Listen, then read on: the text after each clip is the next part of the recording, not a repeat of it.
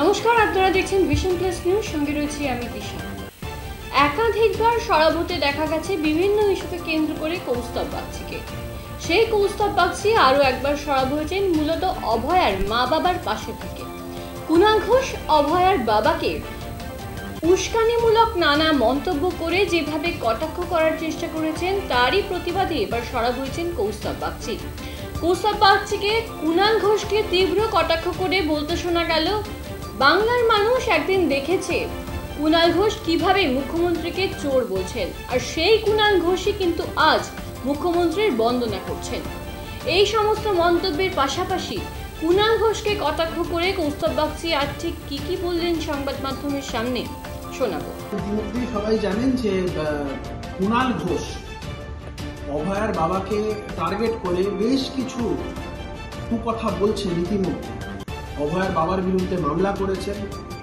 কিছুক্ষণ আগে তার সমাজ মাধ্যমে একটি পোস্ট করেছেন, তাতে বেশ কিছু কথা বলেছে যেগুলো সম্পূর্ণরূপে আপত্তিকর এবং এই ধরনের কথা বলা যায় না। বিশেষ করে অভয়ার বাবাকে তো বলাই যায় না। যে মানুষটা তার স্ত্রীকে নিয়ে বিচারের দাবিতে বিগত 1 বছর ধরে শিরদাঁড়া সোজা রেখে লড়াই করে যাচ্ছে, শত প্রলোভন উপেক্ষা করে, সেই মানুষটাকে এই ধরনের কথা।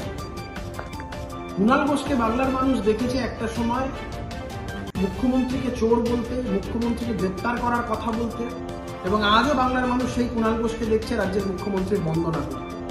তাই কুণাল ঘোষের ক্রেডিবিলিটি আর ওই অভয়ার বাবার ক্রেডিবিলিটি, এটা বাংলার মানুষ জানে যে কার কতটা ক্রেডিবিলিটি।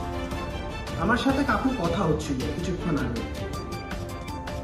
9 তারিখে নবান্ন অভিযান যেদিন হয়, সেদিনকে আপনারা সবাই জানেন যে পুলিশের নিগ্রহের কারণে অভয়ের মায়ের মাথায় আঘাত লাগে এবং তারপরেই কুণাল ঘোষকে বলতে শোনা যায় যে আমি নাকি অভয়ের মাকে ধাক্কা মেরে ফেলেনি, তার ফলে তিনি মাথায় চোট পান।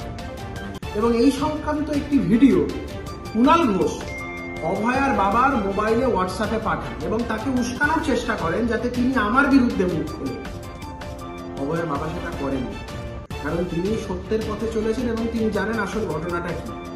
যে মানুষটা নিজের মেয়ের এই জঘন্য পরিণতির বিরুদ্ধে দাঁড়িয়ে যিনি ন্যায় বিচারের দাবিতে লড়াই করছেন, সেই মানুষটা যাই হোক মিথ্যাচার করবে বলে অন্তত আমি বাংলার মানুষ কেউ মনে করে। তিনি স্পষ্টত এসে বলেছেন যে সত্যি ঘটনাটা কি, এবং তিনি এও বলেছেন যে আমি ওদের ছেলের মতো এবং ওদের সাথে আমার যে সম্পর্ক সেই কথাও কাকু বলেছেন। তাই এই কুণাল ঘোষের উস্কানিতে সায় না দেওয়ার কারণে আমি মনে করি যে কুণাল ঘোষের কোথাও অভয়ার বাবার প্রতি একটা গোসা, এবং সেই গোসার কারণে এই মামলা মোকদ্দমা করা বা হচ্ছে গিয়ে তার বিরুদ্ধে এই ধরনের কুকথা বলা, সমস্ত কিছুর হিসাব তোলা থাকবে। কুণাল ঘোষ যে অন্যায়, যে অনাচার করছেন, যে ব্যবহার বা যে উক্তি অভয়ার বাবার প্রতি করছেন, এটা বাংলার মানুষ দেখছে, বাংলার মানুষ যথাসময়ে বিচার।